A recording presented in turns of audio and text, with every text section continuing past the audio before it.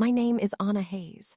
I'm 28, and I'm the embarrassing one in my family because I work night shifts at a frozen food factory on the edge of a small town in Ohio.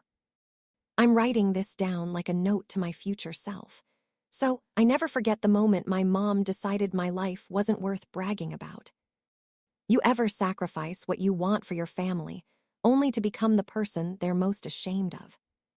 While my brothers and sisters chased degrees and shiny careers, I stayed behind in Riverton, clocking in at the plant so we could keep the mortgage paid after my dad died. It wasn't glamorous, but it was real work. I came home smelling like freezer burn and spices, shoulders aching from lifting boxes, but at least the bills didn't bounce. To my mom, though, my steel-toe boots and hair meant one thing: failure. I still hear her voice from that family barbecue a couple years back when relatives asked what I was doing with my life. She laughed, actually laughed, and said, "Anna's taking some time to figure herself out. She's just helping out at a local place for now." She couldn't even say the word factory. When I tried to explain I was working overtime to keep us afloat, she pulled me aside and hissed, "Why can't you be more like your siblings? This job is embarrassing." I swallowed it. The humiliation, the anger, the way everyone's eyes slid off me like I was background noise. I told myself it was just a phase, that if I kept my head down and worked hard enough, one day she'd see me differently. I had no idea that Mother's Day was coming. And with it, a text message that would finally break me and change everything. Before I tell you exactly what my mom wrote in that Mother's Day message, and what I did after that made me disappear from their lives, tell me. What time is it where you are right now, and where are you watching from? I'm really curious to see how far this story will travel. Mother's Day in Riverton always smelled like cut grass and cheap supermarket flowers. At the factory, it just smelled like garlic powder and cold metal. I was on my break, sitting on an overturned crate behind the loading dock, scrolling through my phone with numb fingers. I told myself I didn't care if I heard from my family that day. I lied. My screen lit up with a notification. Family Hayes group chat. My chest tightened for half a second. I imagined my mom sending, "Love you all, even you, Anna." Instead, I opened the chat and saw a long, carefully worded message. Mother's Day dinner, successful kids. Only Mark, Dr. Hayes, saving lives. Ellie, our creative director, making the world beautiful. Lily, our future lawyer. I'm so proud of my accomplished children. Dinner at 6:30. Can't wait to celebrate you. She tagged Mark, Ellie, and Lily. My name wasn't anywhere. Not in the message, not even in a pity heart at the end. Just 3 names, 3 golden children. Then the reactions started popping up. Mark sent a flexed bicep emoji. Ellie added sparkles and hearts. Lily sent a crying happy face and "Can't wait, Mom." I stared at the screen, refreshing, waiting for someone to notice. For my mom to follow up with, "Oh, and Anna too."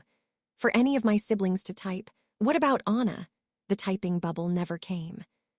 The only bubble I saw was my own reflection in the black part of the screen, hair tucked under a factory cap, hands stained with freezer burn, eyes burning, my heart thudded in my ears.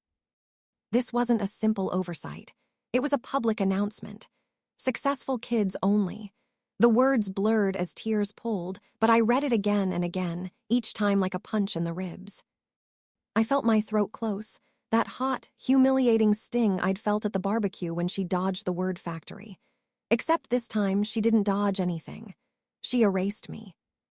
A moment later, my phone buzzed again. A separate notification from Mom. A video call. I watched it ring. Her smiling contact photo floating at the top of my screen like a mask. I knew exactly what this would be. Her trying to spin the message to tell me I was overreacting if I dared be hurt. I let it ring and finally time out. She texted right after. "Hope you understand. Tonight is just about celebrating achievements. You know you're always part of the family, just not proud enough to be seen." Have you ever watched your own mother type a sentence that proves you're just a footnote in her life story? I didn't answer. Not her text, not the call. Instead, I stared at the message thread until my break was over, then slid my phone into my pocket like I was burying something. I went back to the production line, but my hands moved on autopilot. In my head, something shattered and something colder clicked into place. They had made it clear where I stood. I decided it was time I made a decision of my own. The day after Mother's Day, my alarm went off at 4:30 a.m. like always. But for the first time, I didn't wake up wondering how to make my mom proud. I woke up wondering why I'd given her that power for so long. That evening after my shift, I sat at the small kitchen table in my studio apartment with a notebook and a pen. At the top of the page, I wrote 2 columns. Stay connected on the left, cut ties on the right. It felt dramatic, but I needed to see it in ink. Under stay connected, I wrote holidays with family. Maybe one day she'll accept me, not being the bad daughter. Under cut ties, no more humiliation, no more waiting for an invitation that never comes. Space to build a life on my terms. Peace. The right side filled up faster than the left. Still, my hand hovered over the page. Who cuts off their own mom over a text? That voice in my head sounded a lot like hers, as if on cue my phone buzzed. Messages flooded the family chat. Photos from the Mother's Day dinner. My mom smiling between Mark in his white coat and Ellie in a sleek blazer. Lily in a floral dress holding a bouquet. Captions like, "Mom deserves the best, proud of this family." Under one picture, my mom had commented, "My 3 shining stars." Again, not even a mention of the 4th. Separate from the group, a new message appeared from Mark. "Hey, heard you were busy yesterday. Mom was a little hurt. You know she didn't mean it that way. Don't make everything so dramatic." Ellie added another next year. "Just like, show up more with your career stuff and she'll include you. You know how she is." No one wrote that message was wrong. The problem apparently was me.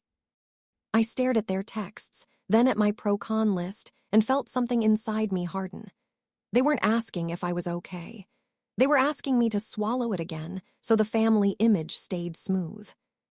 I opened the group chat, scrolled up to Mother's Day dinner, successful kids only, took a screenshot, and saved it in a locked album.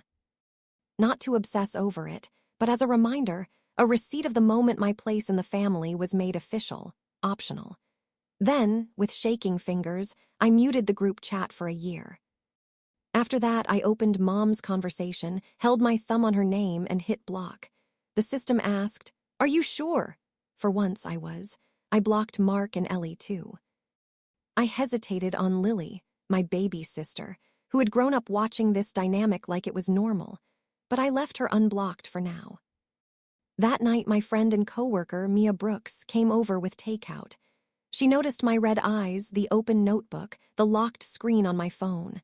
"What happened?" she asked, sitting across from me. I slid the notebook toward her. She read both columns, then looked up. "You already know your answer, Anna. You wrote it." My voice was barely a whisper. "Would you cut off your own family if they never saw your worth? If they literally wrote you out of their life like a typo?" She didn't hesitate. "I'd cut off anyone who made me feel smaller on purpose, blood or not." In that moment, something settled. I picked up my pen and at the bottom of the right column, wrote in all caps, "I choose me." The next morning, I woke up with puffy eyes, but a strange lightness in my chest. For the first time, family wasn't automatic. It was a choice, and I had finally made one. Once the noise of the group chat was gone, my life got quieter. Not empty, just quieter. No more constant alerts of celebrations I wasn't invited to. No more subtle jabs wrapped in, just joking. In that silence, I heard something I hadn't heard in years. My own thoughts. I doubled down at the factory, not to prove anything to my mom this time, but to prove something to myself.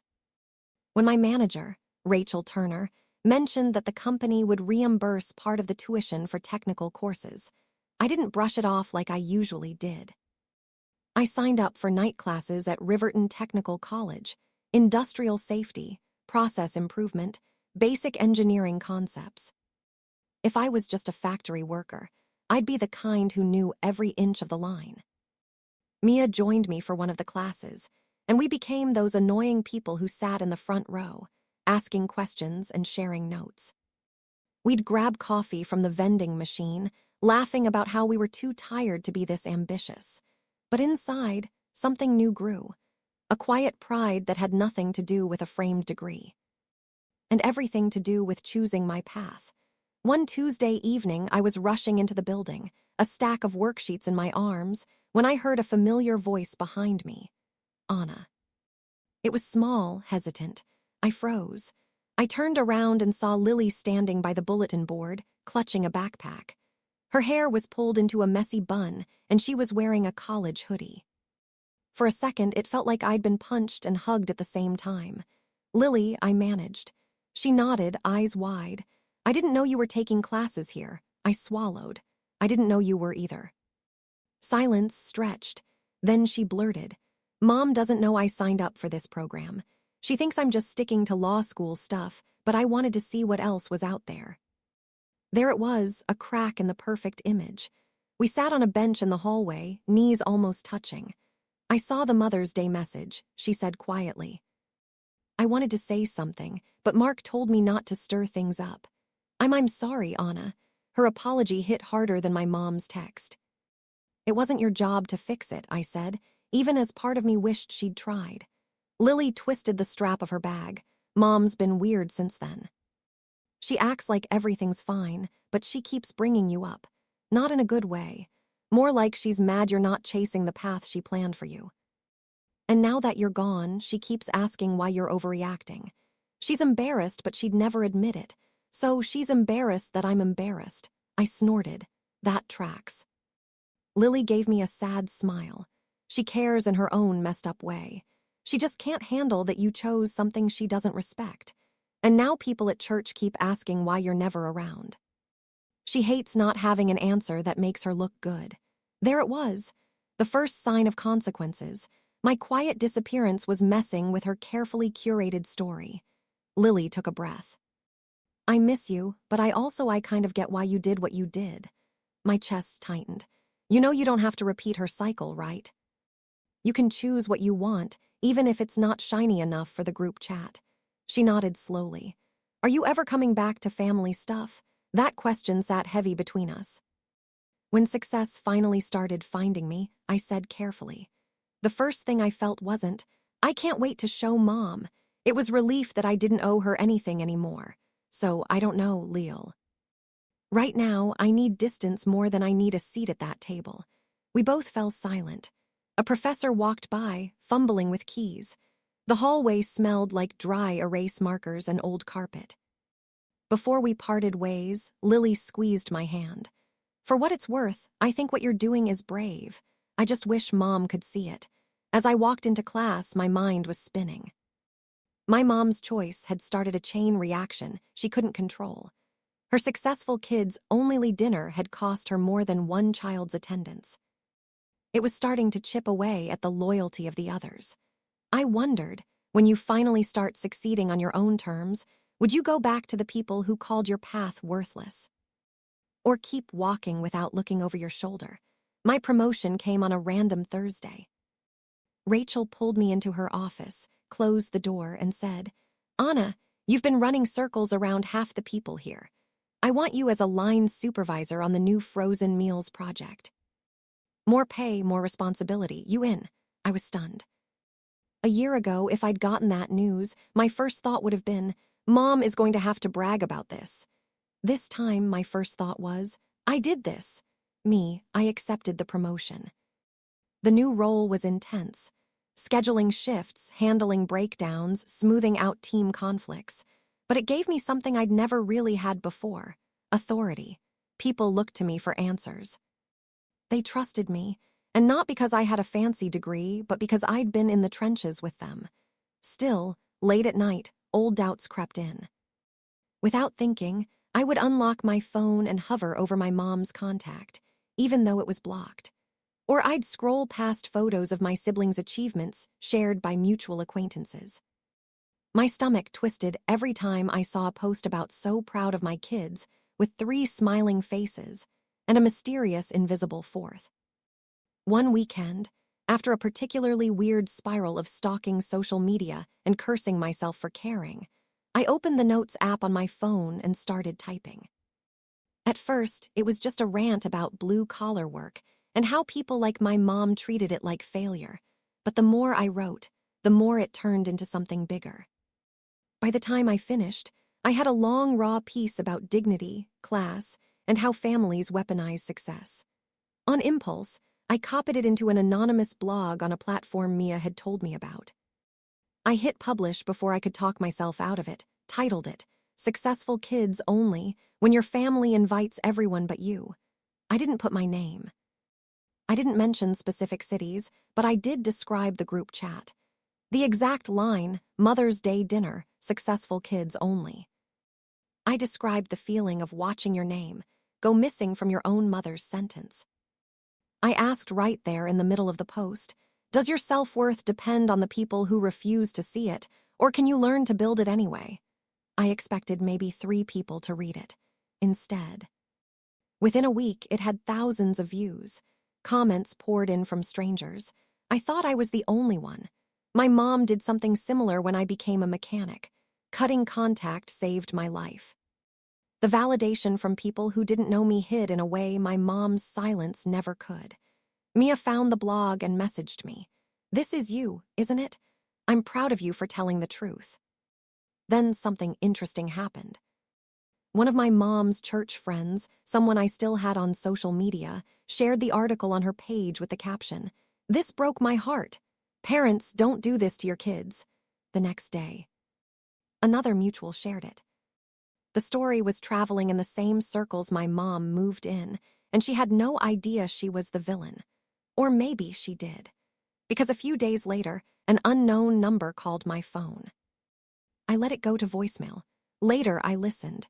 It was my mom's voice, strained and tight. "Anna, it's Mom. I heard this story going around online. People keep sending it to me saying it sounds familiar. I hope you're not involved in anything that makes our family look bad. We need to talk. Call me back. Not, are you okay? Not, did I hurt you?" Just concerned about how she looked. I didn't call her back. I saved the voicemail, though. Another receipt. As the blog continued to circulate, Rachel pulled me aside at work one day. "Hey, random question," she said. "I read this post about someone whose mom excluded them from a Mother's Day dinner. The author sounded a lot like you." I felt my cheeks heat. "Maybe," I said carefully. She smiled. "If it was you, you should know it was powerful. And anyone who can lead on the line and write like that, you're going places, Hayes. Don't let anyone tell you otherwise." That night, I printed my blog post and the pro-con list from months before. I put them in a folder labeled "Proof I'm Not Crazy." When the doubts came, I opened it and reminded myself I had the right to define my worth. My mom could lose sleep over public perception if she wanted. I was done losing sleep over her approval. The community event invitation came through Mia. "They're doing a storytelling night downtown," she said, waving a flyer in my face during our lunch break. "Theme is when family crosses the line." "You have to do it." "Absolutely not," I said through a mouthful of sandwich. "It's one thing to write anonymously. It's another to stand on a stage and tell everyone my mom's worst moment." Mia grinned. "Or your strongest. Think about all the people who commented on your blog. What if they were in that room? You could be the reason someone finally walks away from a toxic situation." The idea burrowed into my brain and refused to leave. A week later, my name was on the event lineup. The night of the storytelling event, my hand shook so badly I almost dropped the mic. The room was a mix of strangers. Some in hoodies, some in business casual, some with tear-streaked makeup like they'd already heard something that hit too close. I cleared my throat and started with the line I knew would land. My mom called me embarrassing because I chose factory work. A murmur swept through the room. I told them about the barbecue, the dodged explanations, the Mother's Day text. I recited the exact words, watching faces flinch at successful kids only. I talked about the pro-con list, the blocked numbers, the blog, the voicemail where my mom was more worried about her reputation than my heart. In the middle, I paused and asked the question that had once gutted me. Have you ever looked at your own family and realized you're only loved on their terms? That their love disappears the moment you stop making them look good. Dozens of people nodded. A few wiped tears. It was like breathing underwater my whole life and suddenly hitting air. I ended with this. I used to believe that family was a debt I owed, that if they gave me life, I had to give them my silence. Now I know something else. I can love where I come from and still walk away from the parts that are killing me. When I stepped off stage, people hugged me, thanked me, told me pieces of their own stories. One woman whispered, "I screenshotted my mom's text the day she uninvited me from Christmas." Hearing you say it out loud, I think I can finally stop feeling guilty. On the bus home, I scrolled through my phone and my heart stuttered. My blog post had been shared by a bigger page, someone with hundreds of thousands of followers, along with a caption. "The successful kid's only mom is why so many of us are in therapy." The comments were a war zone, but most were on the side of kids like me.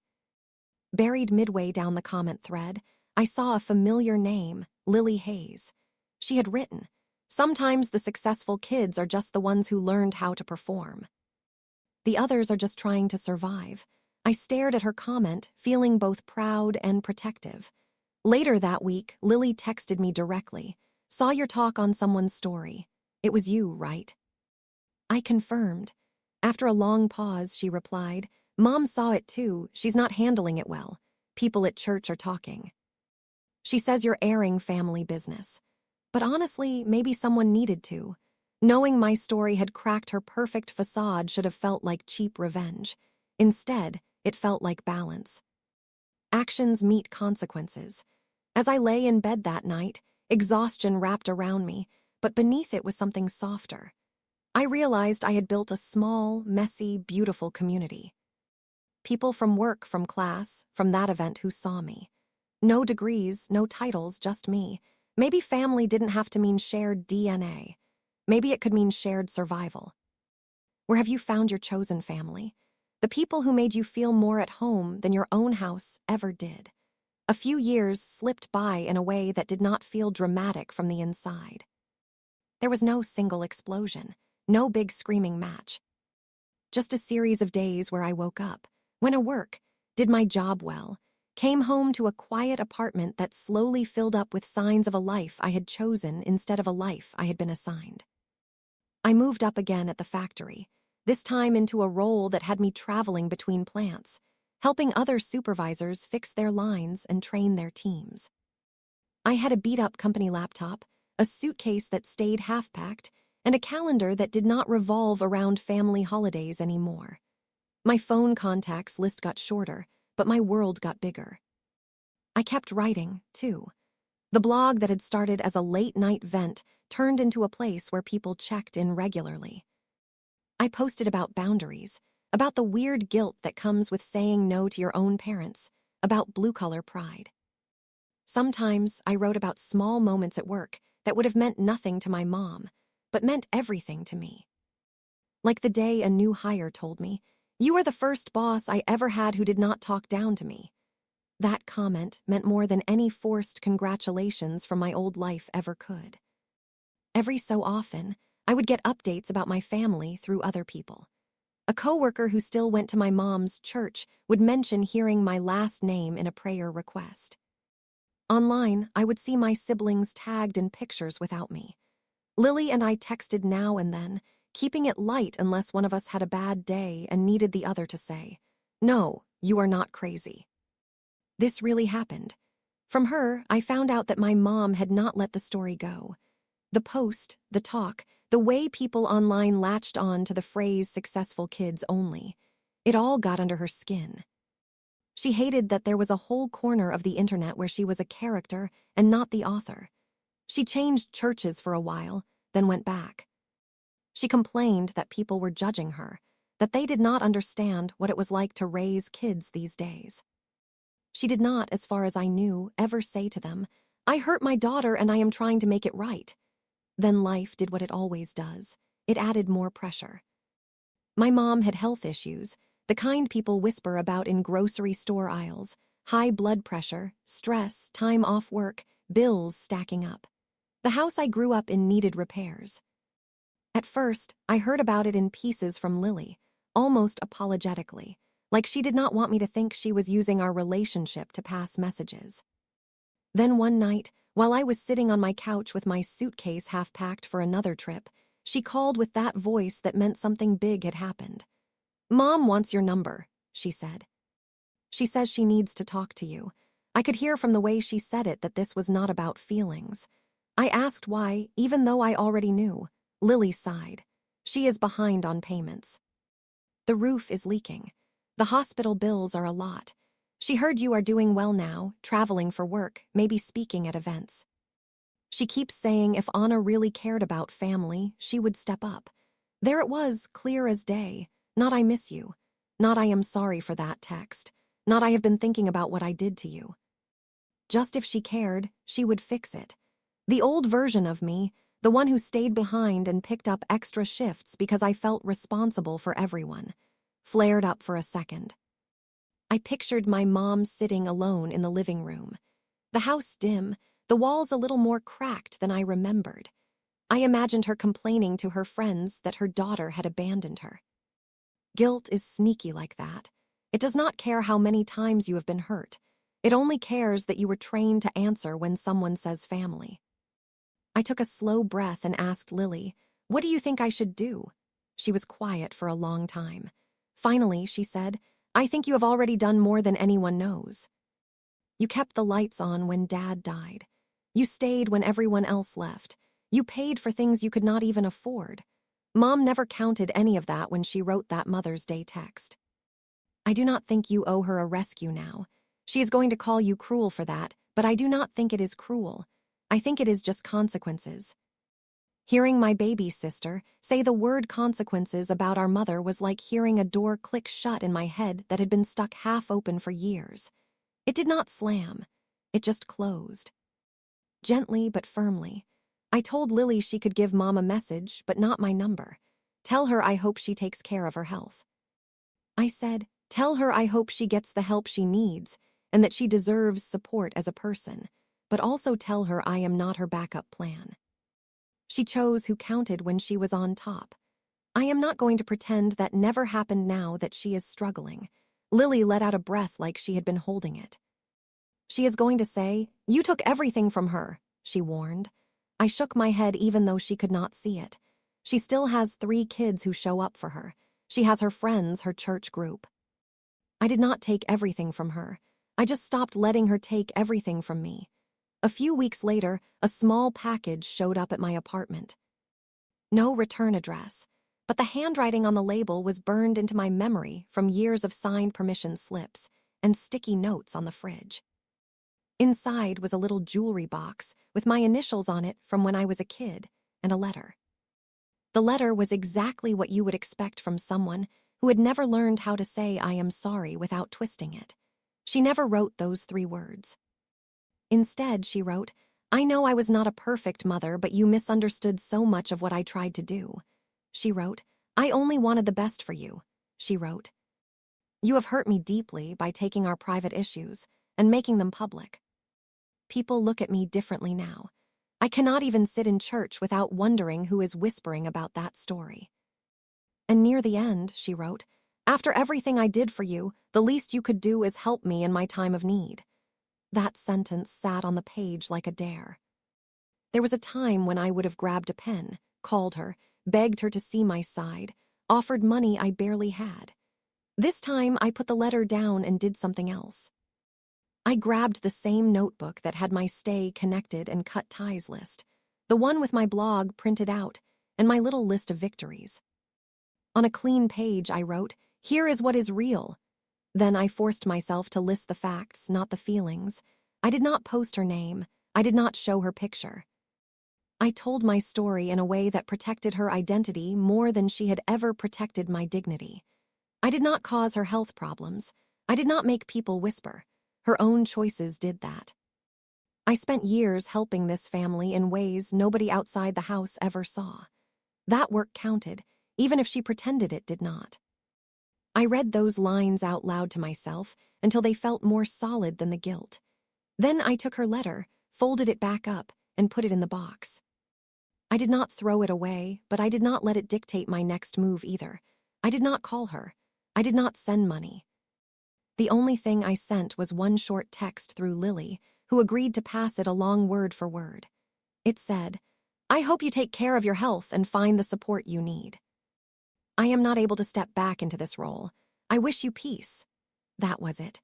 No long explanations, no reopening old wounds so she could poke them, just a boundary stated calmly like the weather. A few days later, Lily texted and said she cried, then called you ungrateful, then told her friends you had abandoned her. But she also stopped asking for your number. Something in her seemed to understand you meant it this time. I will not pretend it felt amazing. It did not feel like a victory lap. It felt heavy and sad and strangely calm all at once. There is a kind of grief that comes with choosing your own peace over a relationship you spent your whole life trying to fix.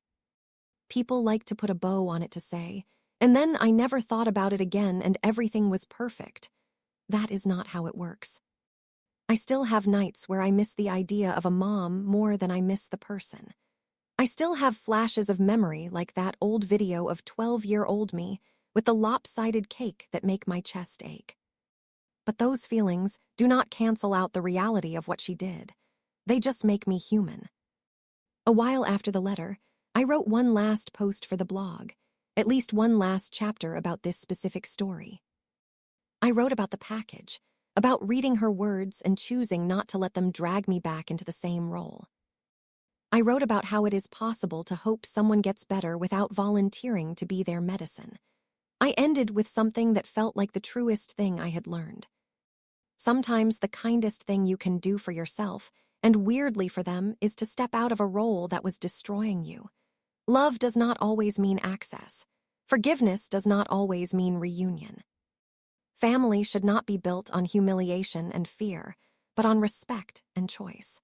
And you are allowed to build a new definition of family with people who do not need you to bleed to prove your loyalty. When I hit publish, I did not feel triumph. I felt finished, like I had finally told the whole story. Not just the parts that made me look good or her look bad, but the parts that showed how complicated it really was. I walked out onto my tiny balcony that night and looked at the lights from the factory in the distance. That same building where I once read a message that said successful kids, only and realized I was not invited had become the place where I finally proved to myself that my success did not need her. Stamp of approval. I still wear steel toe boots. I still clock in. I still get grease under my nails some days. But I no longer hear her voice in my head every time I swipe my badge. Instead, I hear my own. And sometimes the voices of friends and coworkers and strangers who say thank you for telling the truth. So after everything you have heard, if you were standing where I am now with a parent asking you to step back into a role that once crushed you, would you give them what they are asking for and call it forgiveness? Or would you choose your own freedom and trust that you are not selfish for finally putting yourself first? Our team is dedicated to crafting meaningful, emotionally engaging stories for the channel Revenge Read. All stories on this channel are purely fictional and are created to deliver thoughtful lessons and positive educational value to our audience. Each story explores real-life emotions, family dynamics, and personal choices to help viewers reflect on empathy, self-worth, and healthy boundaries. Through fictional storytelling, we aim to encourage emotional growth, resilience, and deeper understanding of human relationships. Our goal is not to promote conflict, but to inspire learning and self-reflection through powerful narratives.